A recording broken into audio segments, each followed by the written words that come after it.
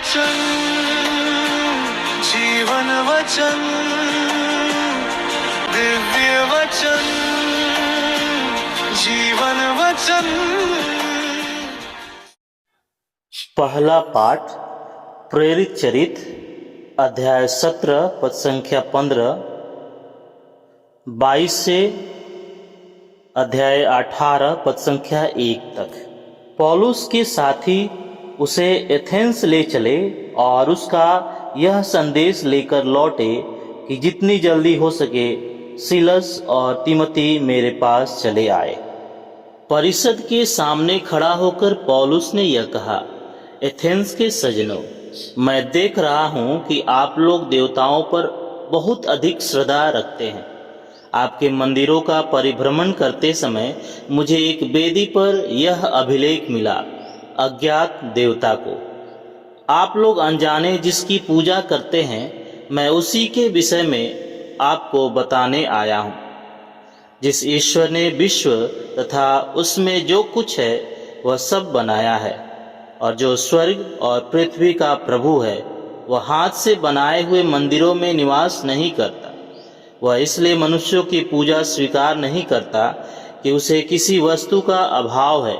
वह तो सबों के जीवन, प्राण और सब कुछ प्रदान करता है।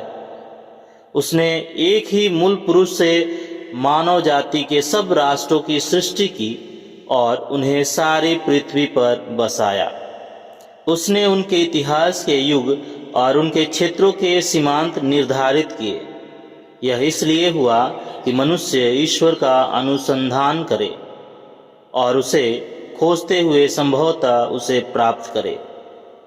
यद्यपि वास्तव में वह हम में से किसी से भी दूर नहीं है, क्योंकि उसी में हमारा जीवन, हमारी गति तथा हमारा अस्तित्व निहित है। जैसा कि आपके कुछ कवियों ने कहा है, हम भी उनके वंशज हैं। यदि हम ईश्वर के वंशज हैं तो हमें यह नहीं समझना चाहिए कि परमात्मा सोने, चांदी या पत्थर की मूर्ति के सादृश्य रहता है, जो मनुष्य की कला तथा कल्पना की उपज है। ईश्वर ने अज्ञान के युगों का लेखा लेना नहीं चाहा, परंतु अब उसकी आज्ञा यह है कि सर्वत्र सभी मनुष्य पश्चाताप करे, क्योंकि उसने वह दिन निश्चित किया है जिसमें वह एक पूर्व निर्धारित व्यक्ति द्वारा समस्त संसार का न्यायपूर्वक विचार करेगा। ईश्वर ने उस व्यक्ति को मृतकों में से पुनर्जीवित कर सबों को अपने इस निश्चय का प्रमाण दिया है। मृतकों के पुनरुत्थान की चर्चा सुनते ही कुछ लोगों ने उपहास किया और कुछ लोगों ने यह कहा, इस विषय पर हम फिर कभी आपकी बात सुनेंगे। इसलिए पौलुस उन्हें छोड़कर चला गया। फिर भी कई व्यक्ति उसके साथ हो लिए और विश्वासी बन गए, जैसे परिषद का सदस्य डियोन्युसियस, दामरिस नामक महिला और अन्य लोग भी। इसके बाद पौलुस एथेंस छोड़कर कुरिन्थ आया। यह प्रभु की वाणी है। ईश्वर को धन्यवाद। संत योहन के अनुसार पवित्र सुसमाचार अध्याय 16 पद संख्या 12 से 15। मुझे तुम लोगों से और बहुत कुछ कहना है, परंतु अभी तुम वह नहीं सह सकते। जब वह सत्य का आत्मा आएगा तो वह तुम्हें पूर्ण सत्य तक ले जाएगा, क्योंकि वह अपनी ओर से नहीं कहेगा, बल्कि वह जो कुछ सुनेगा वही कहेगा और तुम्हें आने वाली बातों के विषय में बतलाएगा। वह मुझे महिमान्वित करेगा, क्योंकि उसे मेरी ओर से जो मिला है वह तुम्हें वही बताएगा। जो कुछ पिता का है वह मेरा है, इसलिए मैंने कहा कि उसे मेरी ओर से जो मिला है वह तुम्हें वही बताएगा। प्रभु का सुसमाचार। हे ख्रिस्त, तेरी स्तुति हो। सबको जय यीशु ख्रिस्त में। प्यारे भाई और बहनों, आज का पहला पाठ हमें एथेंस शहर में ले जाता है, जहां संत पौलुस लोगों से बात कर रहे हैं। एथेंस ज्ञान, दर्शन और बुद्धिमानी का केंद्र था। वहां के लोग बहुत पढ़े लिखे थे। वे हर नई बात सुनना चाहते थे। नई नई शिक्षाओं पर चर्चा करना, बहस करना उन्हें बहुत पसंद था। लेकिन उनकी सबसे बड़ी समस्या यह थी कि वे बहुत कुछ सुनते तो थे, पर सत्य को अपने जीवन में स्वीकार करने के लिए तैयार नहीं थे। और यदि हम ईमानदारी से देखें तो आज की दुनिया भी कहीं न कहीं एथेंस जैसी ही बन गई है। आज हमारे पास जानकारी की कोई भी कमी नहीं है। हमारे पास इंटरनेट है, मोबाइल है, वीडियो है, समाचार है, सब कुछ हमारी अंगुलियों पर उपलब्ध है। हम हर दिन हजारों बातें सुनते हैं, लेकिन इन सब के बीच एक महत्वपूर्ण प्रश्न हमारे सामने खड़ा होता है, क्या हम ईश्वर की आवाज भी सुनते हैं? प्यारे भाइयों और बहनों, आज के सुसमाचार में प्रभु यीशु मसीह हमसे कहते हैं कि जब सत्य का आत्मा आएगा तो वह तुम्हें संपूर्ण सत्य में ले जाएगा। इसका अर्थ यह है कि पवित्र आत्मा केवल आपसे बात ही नहीं करता, बल्कि वह हमारे हृदय को भी तैयार करता है ताकि हम ईश्वर के सत्य को समझ सके, स्वीकार कर सके और उसके अनुसार जीवन भी जी सके। प्यारे भाई और बहनों, बहुत बार समस्या यह नहीं होती है कि परमेश्वर बोल नहीं रहा है, बल्कि समस्या यह होती है कि हमारा मन और हृदय इतने शोर से भरे होते हैं कि हम उनकी आवाज सुन ही नहीं पाते। जिस प्रकार आज हम मोबाइल पर किसी से बात करते समय देखते हैं कि अगर नेटवर्क कमजोर हो या आसपास बहुत ज्यादा शोर हो तो सामने वाले की आवाज साफ सुनाई नहीं देती है। कई बार आवाज कट कट कर आती है और हम बार बार कहते हैं आवाज नहीं आ रही है, थोड़ा साफ बोलिए, जोर से बोलिए। ठीक उसी प्रकार परमेश्वर हमेशा हमसे बात करते हैं, लेकिन जब हमारा मन चिंता, गुस्सा, घमंड, ईर्ष्या, मोबाइल की व्यस्तता और दुनियावी बातों के शोर से भर जाता है, तब हम पवित्र आत्मा की शांत आवाज को साफ साफ सुन नहीं पाते हैं। प्यारे भाई और बहनों, और यही बात हमें एथेंस के लोगों में भी दिखाई देती है। जब संत पौलुस ने उन्हें जीवित परमेश्वर के बारे में बताया, तब सब लोगों की प्रतिक्रिया एक जैसी नहीं थी। कुछ लोगों ने उनका मजाक उड़ाया, कुछ ने उनकी बात को टाल दिया, लेकिन कुछ ऐसे भी थे जिन्होंने अपने दिल को खोल दिया और सत्य को स्वीकार किया। प्यारे भाई और बहनों, ध्यान देने वाली बात यह है कि संदेश एक ही था, लेकिन प्रतिक्रियाएं अलग अलग। ऐसा क्यों? क्योंकि हर व्यक्ति के हृदय की स्थिति अलग थी। जिसका हृदय घमंड और अपने ज्ञान से भरा था, उसने सत्य को ठुकरा दिया, लेकिन जिसका हृदय नम्र और खुला था, उसने परमेश्वर की आवाज को पहचान लिया। प्यारे भाई और बहनों, ठीक यही बात आज हमारे जीवन में भी होती है। आज भी मिस्सा में, प्रार्थना में और परमेश्वर के वचन के द्वारा सभी लोग एक ही संदेश को सुनते हैं, लेकिन कुछ लोगों का जीवन बदल जाता है, जबकि कुछ लोग वैसे ही रह जाते हैं। फिर हमारे मन में एक सवाल उठता है, आखिर ऐसा क्यों? क्योंकि पवित्र आत्मा वही कार्य करता है, उन्हीं के अंदर कार्य करता है जहां हृदय नम्र, शांत और खुला होता है। प्यारे भाई और बहनों, हम एक छोटे से उदाहरण के द्वारा इसे समझने की कोशिश करेंगे। अब सबने बारिश होते हुए देखा है।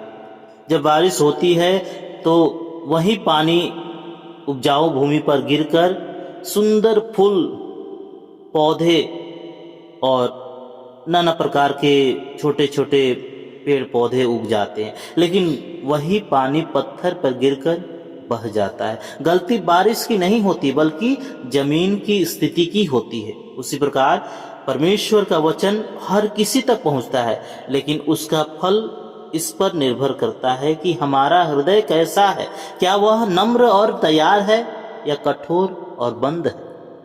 प्यारे भाई और बहनों, प्रभु यीशु आज हमें निमंत्रण देते हैं कि हम केवल धार्मिक रीति रिवाज निभाने वाले लोग न बने, बल्कि ऐसे लोग बने जो पवित्र आत्मा की आवाज को पहचान सके। क्योंकि पवित्र आत्मा हमेशा तेज आवाज में या बड़े चमत्कारों के साथ ही नहीं बोलता। कई बार वह बहुत शांत और साधारण तरीके से हमारे जीवन को छूता है। सबसे पहले वह हमारी अंतरात्मा में बोलता है। जब हम गलत रास्ते पर चले जाते हैं, तब भीतर से एक आवाज हमें सही मार्ग पर आने के लिए, लौटने के लिए प्रेरित करती है।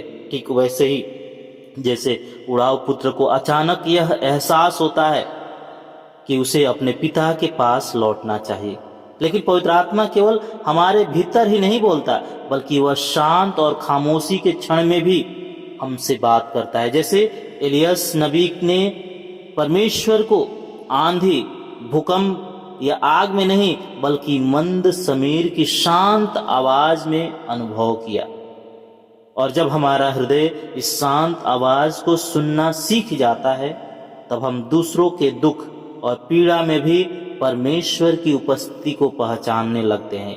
इसलिए कई बार पवित्र आत्मा गरीबों की और जरूरतमंदों के माध्यम से भी हमसे बात करता है, क्योंकि स्वयं प्रभु यीशु ने कहा था, जो तुमने मेरे इन छोटे भाइयों में से किसी एक के लिए किया, वह तुमने मेरे लिए किया। इतना ही नहीं, परमेश्वर अपने वचन के द्वारा भी हमारे हृदय को छू लेता है। जैसा इमाउस के रास्ते पर शिष्यों की हृदय भीतर से उद्दीप्त हो उठे जब प्रभु यीशु उन्हें धर्म ग्रंथ समझा रहे थे।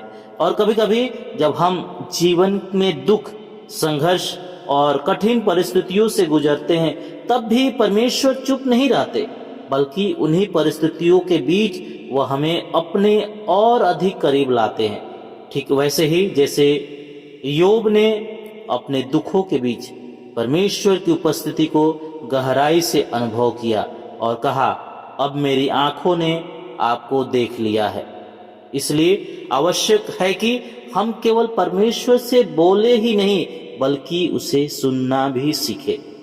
प्यारे भाई और बहनों, बहुत बार हम प्रार्थना करते हैं और कहते हैं, प्रभु मुझे रास्ता दिखाइए, लेकिन जब प्रभु हमें रास्ता दिखाता है, तब भी हम अपनी ही इच्छा और अपने ही निर्णयों पर चलते रहते हैं। इसलिए सच्चा मसीही जीवन केवल प्रार्थना करने का नाम नहीं है, बल्कि ईश्वर की आवाज को पहचानने और उसके अनुसार चलने का नाम है। प्यारे भाई और बहनों, इसी कारण आज का ईश्वर का वचन हमें अपने भीतर झांकने के लिए बुलाता है, परखने के लिए बुलाता है।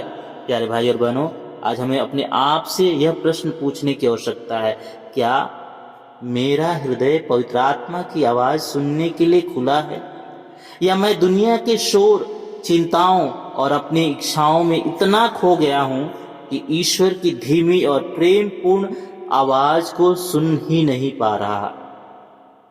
प्यारे भाई और बहनों, आइए हम अपनी आंखों को बंद करें और पूरे विश्वास के साथ प्रभु से प्रार्थना करें।